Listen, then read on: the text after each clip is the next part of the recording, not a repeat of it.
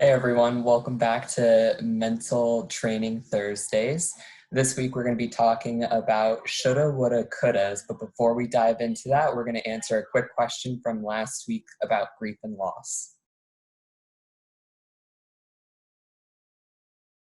So the question that we were presented from last week, I've had past losses and I find myself challenged by the current losses as a result of COVID. I'm trying to take better care of myself, but it's hard. What else can I do? It's a great question.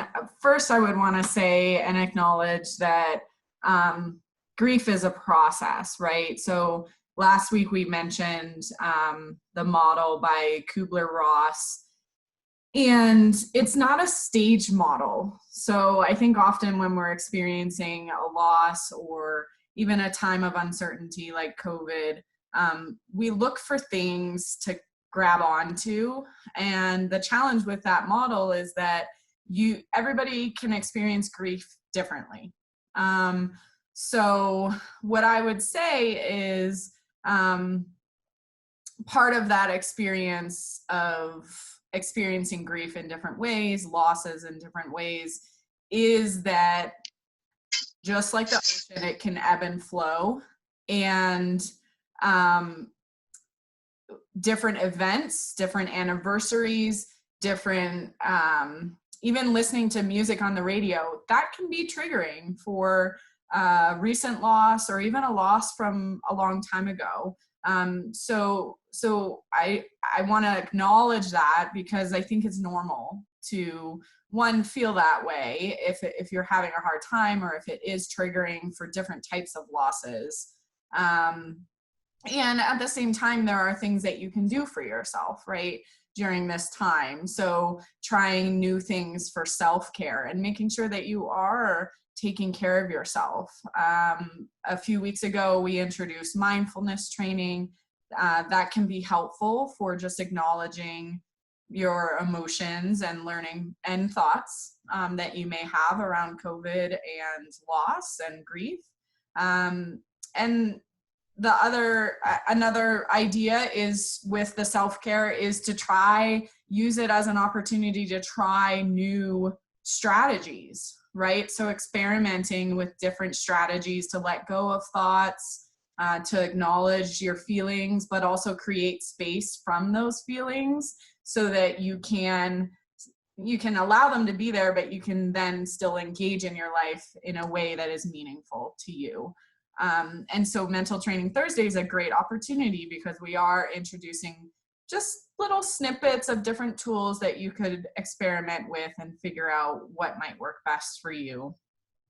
I also want to say, if you're a student athlete and you ask that question, if you're feeling triggered by COVID and experiencing grief and loss, please reach out to us at PHP because even just the act of talking to somebody can help you to take a different perspective on those thoughts and feelings that you might be experiencing or that might be getting triggered by the current circumstances in the world. So we're here for you, and I will leave it there. So please do send us any questions that you have on this week's topic. You can send them to my email at mac.brown@colorado.edu, and we'll use the first minute or two in our meeting next week to answer your questions.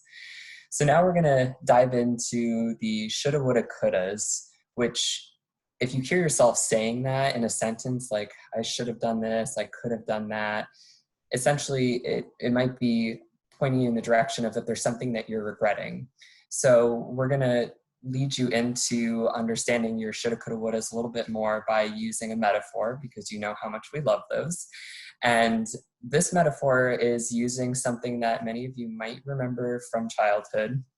If not, I'll explain what it is and show you. Although I have to remember that the video screen likes to work differently with the background. So this is it's a finger trap toy. And this is a great metaphor for what can happen when we are experiencing some kind of challenge or difficulty that we might be struggling with. So the way that this works is that you put your finger in either end of the trap. Now, when you pull back on the trap, it tightens. and now my fingers are stuck. The more I pull, the more stuck my fingers are going to be in this finger trap.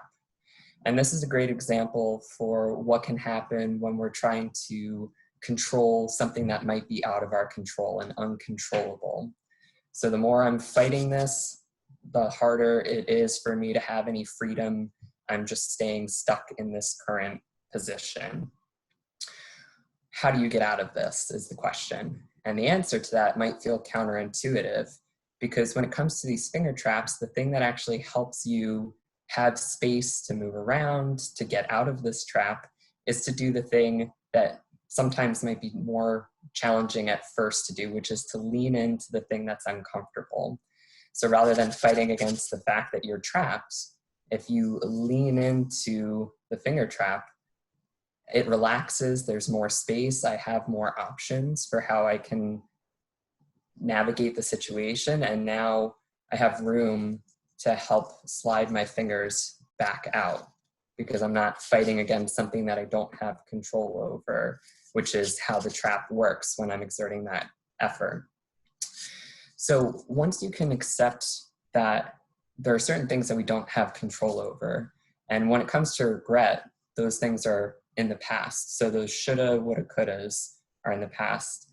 And we can't control what's happened in the past, but we can control what is happening in our present here and now. So if you're able to think about this finger trap as a metaphor and redirect yourself towards what do I have control in my current present moment, that's going to give you a lot more space and a lot more freedom to move around. And so with that, when we think about strategies to help us sort of accept that we're having that emotion of regret or those thoughts, the shoulda, woulda, couldas, and we're getting caught in them, one strategy that can help you to acknowledge it and then refocus on the present moment, which is what you do have control over, is a grounding exercise that I will run you through briefly today. So I like to call it the 5 senses grounding exercise.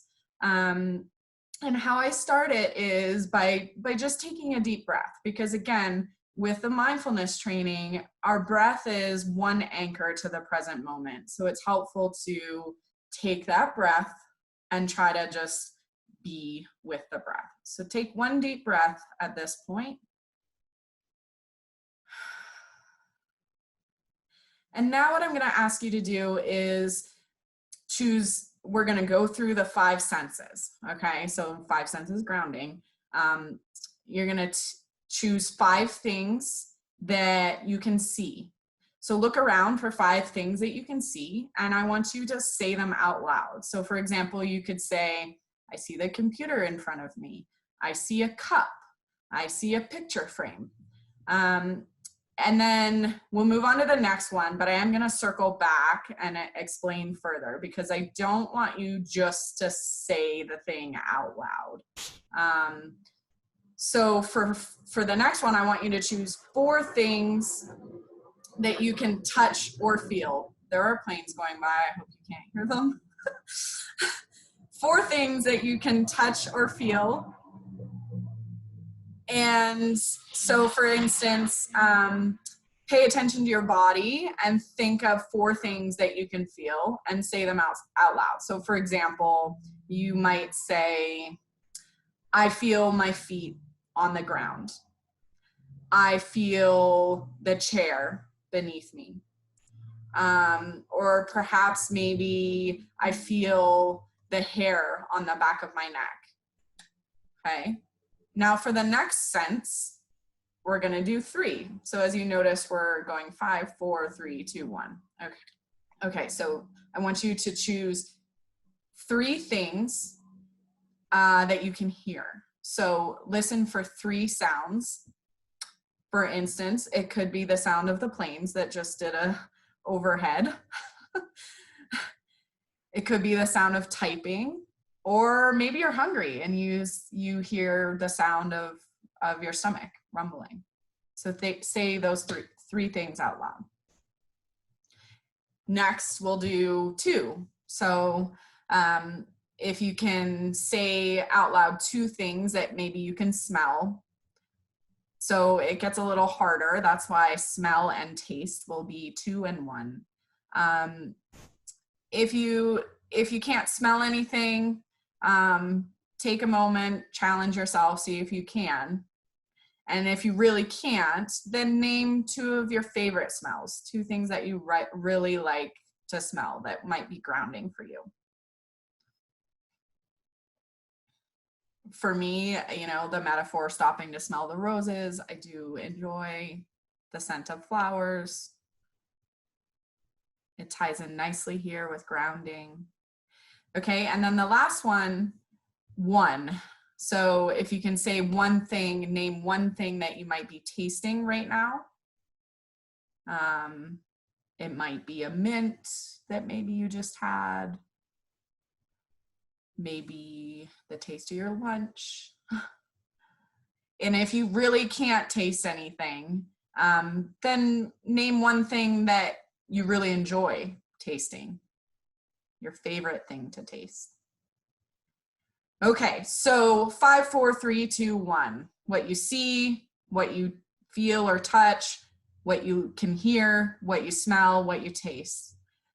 With each of those things, I do want you to name them out loud, but I also want you to challenge yourself to kind of view it in a different way. So if you can also name things about it that perhaps as if you're seeing it for the first time or feeling it for the first time or hearing it for the first time, so on and so forth, to try to take this other perspective. And the more that you're able to do that, the more that you're going to get out of your head or your feeling and be grounded in the present moment.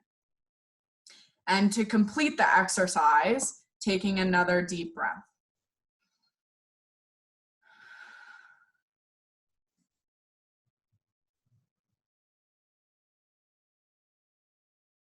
So with that, for the sake of time, we are going to close out for today with a quote. Shoulda, woulda, coulda. They were the 3 stooges of regret. All they were good for was saying womp, womp, womp, and smacking each other over the head.